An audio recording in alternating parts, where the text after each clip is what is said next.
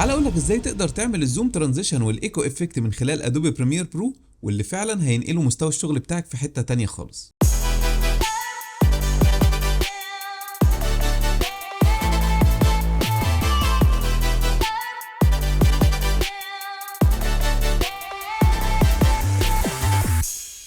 يا اهلا بيكم يا شباب، والنهارده جاي اتكلم معاكم على فكره الزوم اللي احنا شفناها في الانترو كده، مع فكره الايكو ده افكت موجود على بريمير، ولكن الناس بتلاقي فيه صعوبه لانه بيديك اضاءه زياده وكده، بنقعد نظبط في الاضاءات بتاعتنا. النهارده جاي اقول لك على الافكت ده ازاي تستخدمه او تعمله حتى بايدك بطريقه سهله وبسيطه جدا، وكمان مع الترانزيشن بتاع الزوم المشهور جدا دلوقتي في التيك توك وفي منصات التواصل الاجتماعي.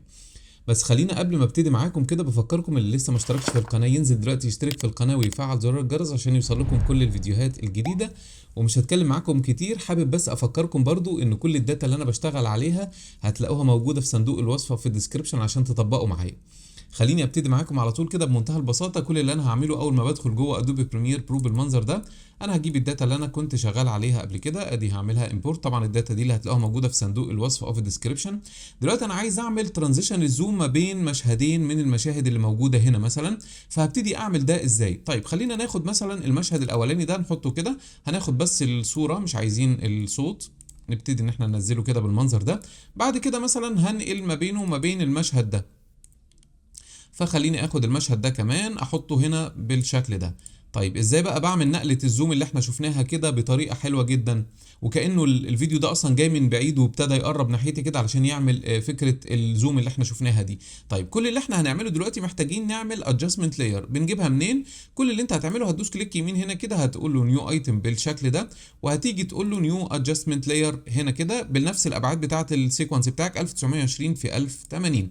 حلو جدا. هبتدي ان انا اخد الادجستمنت لاير وهنزلها تحت، وهنا طبعا لازم اخليها رقم زوجي، مش لازم يعني بس يفضل تكون رقم زوجي. علشان ايه؟ علشان يبقى هنا زي هنا، الجزء اللي موجود هنا زي اللي هيكون موجود هنا، يعني الفراغ بتاع الادجستمنت لاير اللي موجود هنا هو اللي يكون موجود هنا. طيب انا هبتدي ان انا ادوس كده كليك يمين واقول له سبيد وديوريشن، وهاجي هنا كده هكتب له 12 دي معناها 12 فريم. لو كتبت 12 كده بس معناها 12 فريم بالشكل اللي احنا شايفينه قدامنا. 12 فريم يعني 6 فريم هنا و6 فريم هنا، فعلشان ابدا يعني يعني احطها في النص بالظبط قصدي، فاهمين؟ فابتدي ان انا احط كده واجي اعد كده الفريمات بتاعتي 1 2 3 4 5 6 هنا كده، ده 6 يعني كده في النص. فابتدي ان انا احط ام كده مارك وابتدي احطها انقلها هنا. طبعا لما بنقل كده بالمارك بتقف في الحته بتاعه المارك لو انا دايس على علامه السناب اللي موجوده في السيكونس بتاعي بالشكل ده. هبتدي ارفع الكلام ده فوق.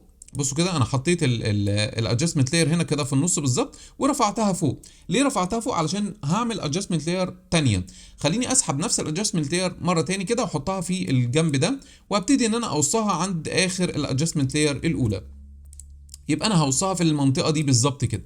طب ليه بقى؟ علشان انا عايز دلوقتي اكرر الفيديو بتاعي ده كانه يعني جاي من بعيد، لما يبتدي يعمل زوم ان كده كانه جاي من بعيد. طب هنعمل ده ازاي؟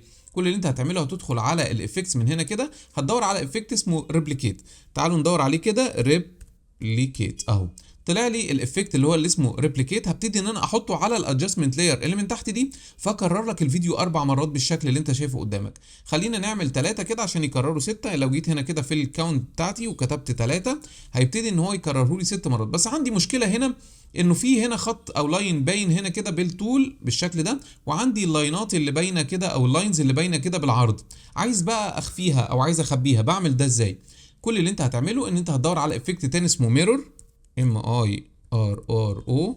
خلينا ننزل تحت، ادي افكت الميرور. هنبتدي ان احنا نضيفه على نفس الادجستمنت لاير بالشكل ده.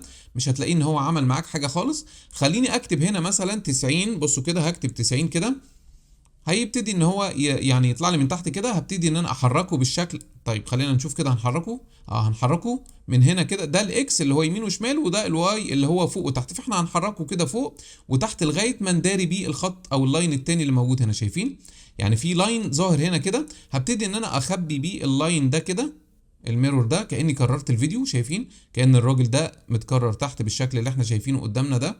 ممكن يعني ايه نشوف اللاين بالظبط عليه ونحطه كده اهو. طيب حلو جدا. محتاج برضو اعمل نفس الكلام ده من فوق، فهبتدي ان انا اخد الميرور ده كوبي، كنترول سي او كوماند سي، كوماند في او كنترول في. تمام، كررته مره تاني، بس المره دي مش هخليه 90، هخليه -90 علشان يبقى الناحيه التانيه، وابتدي ان انا ارفعه بقى لفوق. بصوا كده علشان اللاين ده برضو كده اخبيه بالشكل اللي احنا شايفينه. عايز تخليه كده خليه كده اهو علشان ما يبقاش باين اهو. شايفين؟ يبقى انا خبيت اللاين اللي من هنا وخبيت اللاين اللي موجود، انا اصلا نسيت مكانه كان هنا تقريبا. تمام. بعد كده هتبتدي تكرره مره تانية برضو علشان نعمل الافكار اللي موجوده هنا. فهنبتدي نعمل كده كنترول سي كنترول في بالشكل ده. بعد كده بدل ما هي سالب 90 او 90 هنخليها 180 علشان ده بقى هيبقى بالطول. وهنيجي بقى على الرقم التاني ده هناخده كده وهنكرره برضو في اللاين ده، هنخبي بيه اللاين اللي موجود هنا. شايفين بقى الشكل كده بقى شكله ايه؟ بعد كده هنكرره مرة تانية، هنبتدي نعمل كنترول سي او كوماند سي وكوماند في بالشكل ده، ونيجي هنا كده بدل ما هو 180 هنخليه 360. ونيجي برضو نعمل ايه؟ هنكرره الناحية دي ونداري بيه اللاين اللي موجود هنا كده. يبقى انا كده عملت الفيديو علشان ما يبقاش واضح عندي بالشكل ده، انا يعني كاني داخل زوم من بعيد كده على الفيديو ده. هنشوفه دلوقتي لما ابتدي اعمل التاثير بتاعي. كده انا خلصت الادجستمنت لاير اللي موجود تحت. تعالوا بقى نعمل فكره الزوم نفسها. الزوم نفسها بعملها ازاي؟ كل اللي انت بتعمله ان انت بتجيب افكت اسمه ترانسفورم، هتلاقيه موجود فين في الفيديو افكتس من هنا كده. لو دخلت على الترانسفورم نفسها، تعالوا ندور، ادي الترانسفورم نفسها، هتلاقي في افكت اسمه ترانسفورم، تقدر ان انت تعمل سيرش عليه من فوق هنا. طيب خليني احط الترانسفورم بتاعي هنا كده وابتدي اعمل ايه. هاجي عند اول الادجستمنت لاير هنا كده وهبتدي انزل تحت عند الافكت بتاع الترانسفورم ده واحط كي فريم عند السكيل. خلاص بالشكل ده. وبعد كده همشي لغايه اخر الادجستمنت لاير. خلي بالك ما تمشيش لاخرها قوي، يعني انت لو مشيت لاخرها قوي هتلاقي اللاين هنا اختفى. فخلينا نرجع كده وندوس عليه ونيجي قبل النهايه بفريم واحد بس كده ونبتدي نخلي دي مثلا كام؟ نخليها مثلا 300. بصوا لما خليتها 300 دخلت على الفيديو نفسه. فبصوا لو مشيت بحركه بطيئه كده كأن الفيديو ده جاي من بعيد. بصوا يعني انا مليت. انا ليه عملت الفكره اللي انا عملتها دي؟ عشان املى الفراغات اللي ما بين الفيديو علشان ما تحسش ان في حاجه سودة كده. يعني حاولت املى الفراغات بتاع الفيديو بحيث ان انا لما ادخل زوم كده يبقى باين كاني بعمل زوم على الفيديو بالشكل ده. فكده يعتبر انا خلصت. تعالوا نشوف بقى هنعمل ايه. هاجي هنا كده على الكي فريمز بتاعتي دي وابتدي ان انا ابعد الكي فريم ده كده. بس يعني قبل ما ابعده انا عايز اعمل فيه كمان شويه شغل. هنا كده هنشيل. بصوا بقى لو انا جيت يعني كبرت الحته دي كده، هنشيل كده العلامه اللي موجوده هنا بتاعت المربع اللي موجود هنا، وهنخلي الشاتر انجل على الاخر بالشكل ده عشان الشده اللي انتوا شايفينها كده تظهر عندي في الشاشه. تمام حلو جدا. بعد كده هتيجي على السكيل ده وهتيجي بقى تعمل ايه؟ تعمل اللي هو كانه ايزي ايز. فهنبتدي ان احنا ننزل ده كده شويه، وهنبتدي ان احنا ننزل ده كده شويه، ونبتدي ان احنا نعمل كده علشان الافكت بتاعي يكون التاثير بتاعه زي ما احنا هنشوف دلوقتي. بصوا بقى اللي حصل دلوقتي. تعالوا بصوا كده، بصوا الشده اللي حصلت دي. شايفين؟ تعالوا نجرب بقى اللي احنا عملناه ده. بص كده لما تيجي تعمل، بص الزوم اللي حصل ده وتحس ان الفيديو جاي من بعيد مفيش اي حاجه حواليه لونها اسود ولا اي حاجه خالص. بصوا اهو. طيب هنا كده بتحس ان هو اتقطع في المنطقه دي، فممكن نخلي الزوم يدخل اكتر او نيجي نعدله مثلا نشوف الزوم ده ايه المشكله اللي حاصله فيه. يعني هنيجي نعمل كده ونشوف هنا كده في حاجه. لا مش ده. طيب خلينا لو احنا عملنا كده، لا يبقى احنا نخلي الزوم بتاعنا مثلا نقول 350 عشان نملى الفراغ. 350 اهو. هنشوف لا رجع لورا شويه. طب نغير كمان نشوف نجرب حاجه تاني. يعني بدل ما هو 350 نخليه مثلا 310. خلاص يعني هانت اهي في حته بس باينه. انا يعني بحاول اعدل معاكم بطريقه ايه بحيث انه ما يبانش خالص. طيب نخليه 320. كده 320 بالظبط ظبط معايا اهو. بصوا بقى. لا رجع لورا شويه برضو. لا يبقى احنا نخليه برضو ايه، نجرب ال 310. احنا بنجرب ونشوف انهي حاجه مناسبه، 310 ولا 300 بس. هو 300 حلوه جدا بس انا مش عايز يعني يبقى في اي حاجه باينه. بصوا كده. كده حلو جدا الموضوع وواضح جدا معايا اهو. وممكن نقص اساسا المنطقه دي هنا قبل ما الكي فريم ده ينتهي كده اهو. بصوا كده بحيث يبقى الموضوع سريع جدا اهو. بصوا طبعا لو رندرنا الموضوع هيكون خطير جدا زي ما هنشوف دلوقتي. انا دلوقتي عملت الترانزيشن بتاعي بشكل يعني رهيب جدا. طيب التأثير التاني بقى بتاع الايكو او كأنه في شادو كده او كأن في جوست كده. يعني لما الحركة بتاعت العصاية بتاعت الحاجات اللي هو بيرفعها دي كده في الجيم. بصوا الحاجات اللي بيرفعها كده عايز بقى اخليها كانها جوست. يعني نعملها ازاي بقى؟ بمنتهى البساطه كل اللي احنا هنعمله هنيجي نرفع الترانزيشن اللي احنا عملناه فوق. وعايز اقول لك ان انت تقدر تسيف ده كبريسيت. يعني انت هتعمله مره واحده بس وتسيفه كبريسيت تستخدمه بعد كده زي ما انت عايز. طيب خليني بعد كده اجي على الفيديو نفسه كده وادوس الت او اوبشن وابتدي ارفع الفيديو ده لفوق، وهنيجي هنا كده هندوس كنترول او كوماند ونبتدي نمشي 1 2 3 4. احنا مشينا بالفيديو التاني اللي من فوق شويه 4 فريمات لقدام كده، وهنيجي هنا كده هنخليه ايه؟ هنخليه اوفرلاي، هنعمله كده بالمنظر ده. طبعا بصوا بقى التأثير حصل فيه ايه، بصوا كده.